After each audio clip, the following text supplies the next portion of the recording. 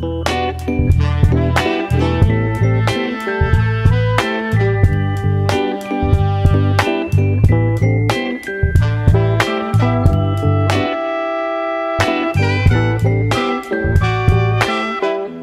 hobi berorganisasi. Sejak mahasiswa, saya aktif berorganisasi di organisasi mahasiswa intrakampus. Saya ketua Senat Mahasiswa Perguruan Tinggi Universitas Kristen Petra yang pertama. Habis itu saya juga aktivis di Gerakan Mahasiswa Kristen Indonesia. Nah, ketika di GMKI lah saya bersentuhan dengan politik. Karena di GMKI saya ketemu senior-senior saya seperti Bang Sabam Sirait. Kalau beliau, para senior itu kunjungan ke Jawa Timur, selalu mampir ke sekretariat, kita berdiskusi.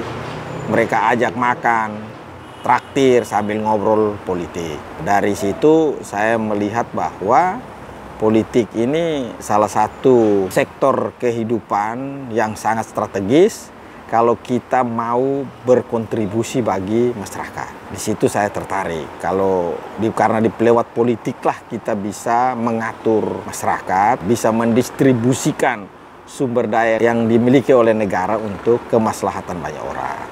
Hanya untuk berpolitik perjalanannya panjang, ya, betul, dan susah ditebak ujungnya. Jadi kebanyakan saya melihat perjalanan saya dalam politik ini lebih kepada sesuatu yang tidak terlalu terencana. Karena memang dia berproses secara alamiah. Nah, setelah saya aktif berorganisasi, saya lulus, saya terlibat dalam kegiatan-kegiatan partai. Nah, di partai ikut sebagai aktivis, habis itu sebagai kader, dan terakhir saya ditugaskan untuk menjadi anggota legislatif. Mulai dari 4 kali ikut pemilu, tahun 2019 saya terpilih mewakili daerah pemilihan Malang Raya.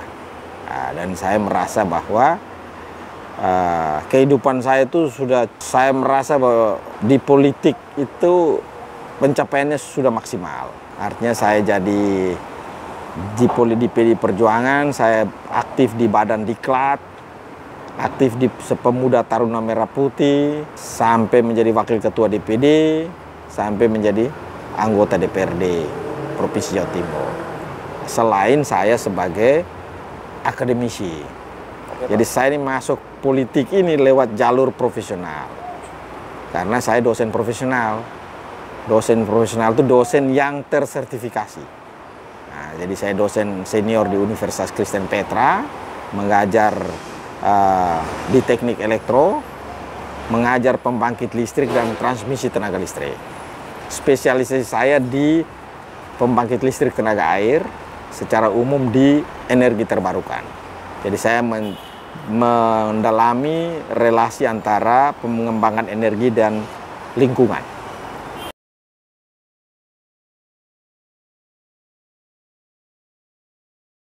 Nah, saya merasa klik dengan PDI Perjuangan karena latar belakang kehidupan saya sebagai aktivis GMKI, dan rata-rata anak-anak GMKI itu punya masa lalu dengan Parkindo, Partai Kristen Indonesia, sehingga kami merasa lebih nyaman dan memang linear dengan PDI Perjuangan. Visi-visi politik kebangsaan dan kerakyatan itu lebih dominan ada di PDI Perjuangan. Dan PDI Perjuangan ini memberi ruang kepada semua orang.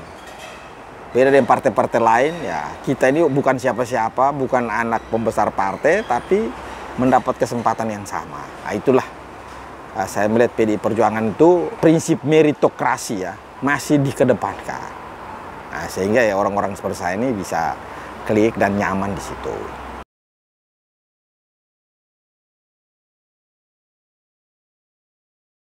Tokoh yang paling diidolakan ya kalau kita semua PDI Perjuangan ya Bung Karno. Betul.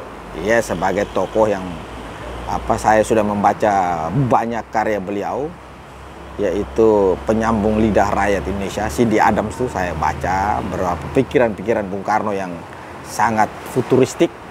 Bung Karno itu tidak seorang yang dia kombinasi yang baik antara aktivis politik, pendiri partai, dan juga seorang intelektual.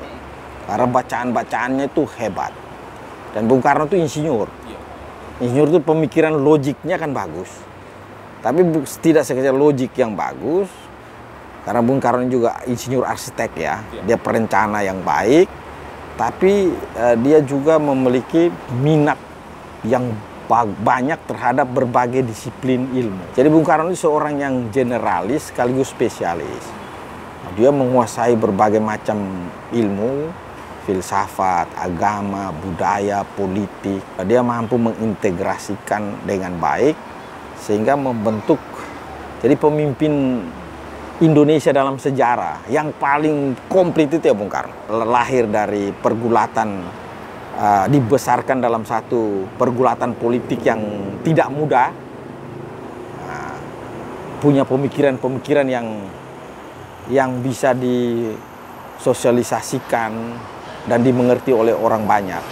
Jadi jujur ya, politisi itu ada yang pintar ngomong, tapi tidak pintar nulis. Bung Karno itu komplit. Pintar nulis, pandai mengkomunikasikan gagasannya secara verbal, dan dengan retorika yang sangat menawan. Dan itu sesuatu yang membuat tokoh yang pemikiran dan kehidupan pribadinya menginspirasi. Nah, itu dari level Bung Karno ya. Tapi yang berikutnya, ya saya kagum dengan Johannes Leemena. Oh, Johannes Leemena. Ya. Nah, Johannes Leemena ini orang dekat dengan Bung Karno. Menteri Kesehatan ya? Menteri Kesehatan yang meletakkan dasar-dasar kesehatan modern Indonesia dengan Leemena Plan Puskesmas. Dan dia orang yang dekat dengan Bung Karno. Ya. Bung Karno memanggil dia sebagai domene, pendeta. Makanya orang yang sangat dekat, dan Bung Karno sangat mendengar Om Johannes Leemena. Dan jujur ya, saya tuh ikut politik juga salah satu terinspirasi oleh Pak Leemena. Jadi Leemena itu mirip Bung Karno. Zaman dulu itu orang-orang itu mau politik itu harus akademisi. Bung Karno, Om Yo Leemena itu dia S3 doktor, ahli kesehatan masyarakat ya. Dia bekerja sebagai profesi dokter sampai seumur hidupnya dia dokter. Tapi dokter yang tahu politik dan terjun dalam politik. Dan orang yang dalam pemerintahan Bung Karno dia paling banyak jadi menteri. Bahkan menjadi wakil Perdana Menteri 4 kali, menjadi acting presiden 7 kali. Bayangkan, itu salah satu tokoh besar di Indonesia yang sangat dekat dengan Bung Karno, dan sampai akhir hidupnya dia terus mendampingi Bung Karno.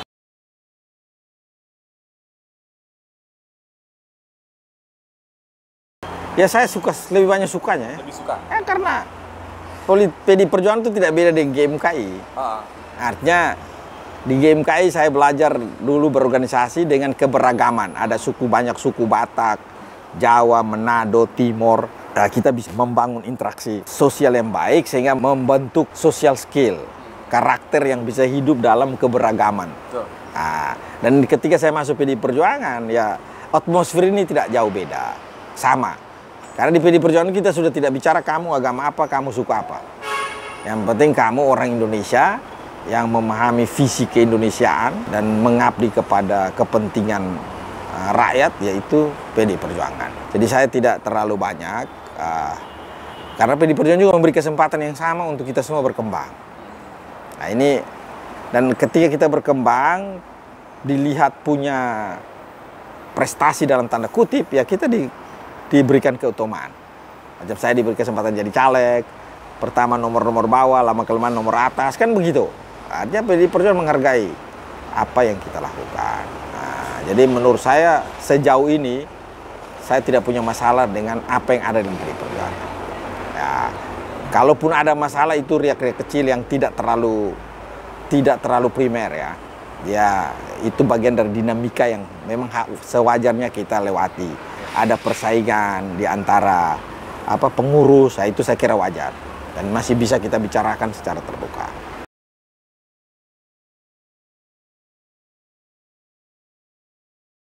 Nah, kalau di Jawa Timur, kita sistem kaderisasi kita kan berjenjang, sesuai wewenang. Nah, di Jawa Timur itu kaderisasi kita kan kita handle 2, yaitu kader Pratama dan kader Madya. Kalau kader utama itu wewenang dari DPP. Nah, tapi saya juga kadang-kadang memberi tambahan kader pra utama, pra dasar. Sebelum ke pratama ada pra pratama, namanya pengembangan kapasitas kader. Ya, beberapa sesi yang intinya kepada pengembangan ideologi dan juga keterampilan ya. Ya, jadi kita pematangan ideologi, situ pematangan tentang organisasi dan juga skill analisis sosial, itu yang menjadi bahan yang kita berikan. Jadi ada jenjang. Jadi kalau bicara PDI Perjuangan, yang disebut kader itu adalah mereka yang sudah ikut pendidikan kader. Jadi tidak anggota biasa itu belum kader loh. KTA itu masih anggota. Kader adalah mereka yang sudah mengikuti proses pendidikan kader. Ya, setelah dapat pendidikan, jadi tahap berpolitik itu berorganisasi di PDI Perjuangan, pertama kita jadi simpatisan, kedua kita jadi anggota, ketiga kita jadi aktivis, keempat kita jadi kader, kelima jadi petugas partai. Panjang ya? Setelah kamu jadi kader, baru jadi petugas partai. Makanya kita punya kepala daerah yang mau dari luar partai masuk, kita naturalisasi mereka, harus ikut sekolah partai. Itu untuk apa? Untuk menyatakan mereka sudah kader. Nah, sudah jadi kader baru dijadikan petugas partai.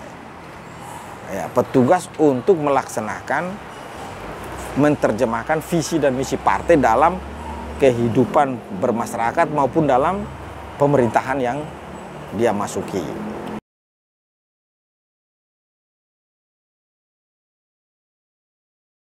Nah, saya melihat tentang ke depan kaderisasi itu adalah kita mendistribusikan kader. Selama ini kan kita sudah mencetak kader. Betul. Ya toh? Kita walaupun mencetak ini belum banyak. Betul. Kalau boleh sebanyak mungkin kita buat. Tapi setelah kader itu ada, kita harus mendistribusikan. Menempatkan mereka dalam posisi-posisi pemerintah. Ketika kita memerintah. Ya toh? Jadi sehingga orang bilang kader itu tidak hanya melulu jadi anggota DPR. Tidak hanya jadi bupati, tapi dia juga bisa mengisi posisi-posisi jabatan-jabatan publik. Seperti di KPU, Komisi Penyiaran, Dewan Pendidikan, masuk di dalam organisasi kepemudaan, masuk di organisasi profesi, masuk di organisasi olahraga. Semua. Kita mesti mendistribusi, mengutus mereka. Jadi ketika kita punya pemegang pemerintahan misalnya, ya kita kalau boleh, kader-kader kita yang menjadi ketua KONI, menjadi ketua KNPI, menjadi ketua Karang Taruna. Nah, sehingga ruang-ruang kader ini bermanuver itu tidak hanya di dalam. Ya. Nah, dan itu akan memperkaya wawasan kepemimpinan mereka. Sehingga ketika mereka ditempatkan, ditugaskan jadi kepala daerah, jadi politisi, mereka sudah menjadi kader yang lengkap. Artinya kader yang punya kompetensi dan juga punya karakter yang baik. Nah, jadi saya kira tantangan kita ke depan itu. Saya lihat di partai kita masih kurang di situ. Posisi-posisi politik yang kita miliki sebagai bupati, gubernur, menteri, ini kesempatan untuk kita melibatkan. Bahkan di perusahaan daerah, BUMN, BUMD, apapun juga. Di semua lini. Di swasta, negeri, kita pasang. Dan itu harus dilakukan secara sistemik.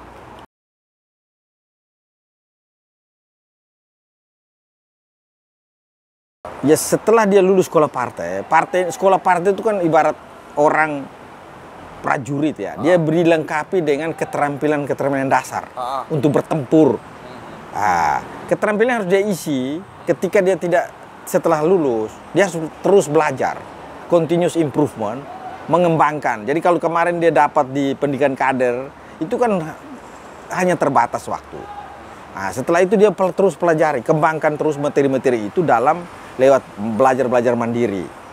Lewat baca buku, lewat ikut seminar, dan lewat berbagai macam informasi yang ada di media-media sosial dan lain-lain. Nah, dan seorang kader itu tidak pernah berhenti belajar. Dan dia harus terus standby dan sewaktu-waktu siap untuk ditugaskan. Dan setiap kader harus coba membangun kompetensi pribadi. kamu ini kader di bidang apa? Macam saya kader, saya akademisi. Akademisi di bidang energi terbarukan. Ya saya mesti ahli di sini. Saya kata satu waktu partai memerlukan orang ahli di bidang energi terbarukan, ya saya yang ditugaskan. Jadi jangan tugaskan sembarang orang. Tadi seperti ibu kita, sunken kabinet, right man on the right place, orang yang tepat di tempat yang tepat. Nah, kita mesti bentuk. Makanya setiap kader itu harus punya portfolio, punya rekam jejak yang dicatat dengan baik. Ya kalau saya diberi kesempatan untuk kembangkan sistem pengkaderan di partai ini, saya berharap kita masing-masing orang akan punya portfolio. Nah, saya senang karena saya di Persatuan Insinyur, saya insinyur profesional utama, pola Persatuan Insinyur bagus. Jadi kader itu kompetensinya itu tidak hanya lewat pendidikan formal, tapi semua bentuk pendidikan yang dia pernah ikut itu bisa kita masukkan dalam di record, dalam portfolio. Nah, jadi rekognisi pengalaman lampau. Dan satu waktu kita bisa mengakumulasi itu sehingga muncul, oh dia ini walaupun dia tidak ikut sekolah partai, dia sudah layak disebut kader utama, dia sudah layak kader pertama atau kader madya. Karena kita bisa punya menyetarakan kegiatan ini dengan apa. Nah, dan masing-masing orang harus membangun tadi core kompetensinya apa. Karena partai ini kan melayani berbagai macam bidang. Dan kita harus hadir di semua bidang. Yang mau jurnalistik, kita ahli di situ. Nah, yang mau di bidang bidang medis ya kita kader juga di situ. Nah, ini kita mesti buka. Nah, jadi nanti ke depan menurut saya coba kita pikirkan kembali sistem pendidikan kader kita yang sifatnya bersifat sustainability, artinya ada keberlanjutan. Nah, terus, dan ini harus dicatat terus. Nah, ada satu sistem, nah, itu bisa kita catat. Kamu sudah ini, kamu bisa membangun portfolio dirimu, kamu catat. Nah, nanti ketika mau ikut caleg, mau ikut kepala daerah, tinggal print, ceret, kurikulum vitae semua muncul. Dari situ kita scoring. Oh ini orang hebat di sini ya. Ini dia cocok jadi bupati, dia cocok jadi menteri pertanian, dia cocok jadi menteri energi. Nah, kita nggak pilih-pilih orang lagi, artinya kita sudah punya stok informasi. Nah, itu kalau mau bangun sistem pengkaderannya sampai ke situ.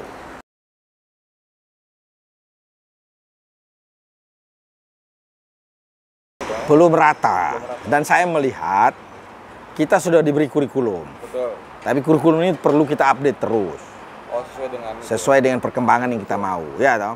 Nah, dari kurikulum yang ada ini kita kembangkan metode pembelajaran. Nah, dari metode pembelajaran baru kita bisa menghasilkan kompetensi karakter kader dengan kompetensi apa. Nah, di situ kita mulai ciptakan modul-modul. Nah, dan juga kalau tidak saja nanti ke depan, menurut saya tidak saja perlu tatap muka, pembelajaran online pun kita bisa berlakukan. Bahkan pelatihan kader mandiri pun kita sediakan ruang. Ya dia tinggal seperti ujian, seperti universitas terbuka.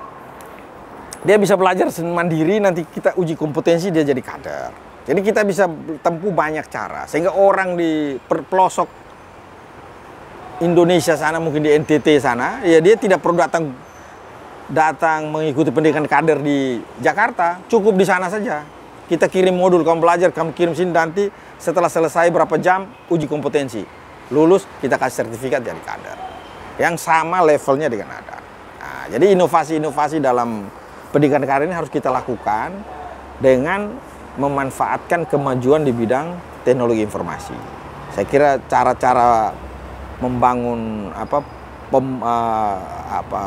pembelajaran pun juga sudah harus berubah. Tidak metode klasikal seperti ini. Ya mesti metode mentoring, metode belajar mandiri, penugasan terstruktur kita kasih, nah, dia bisa belajar dan ini kan buka ruang.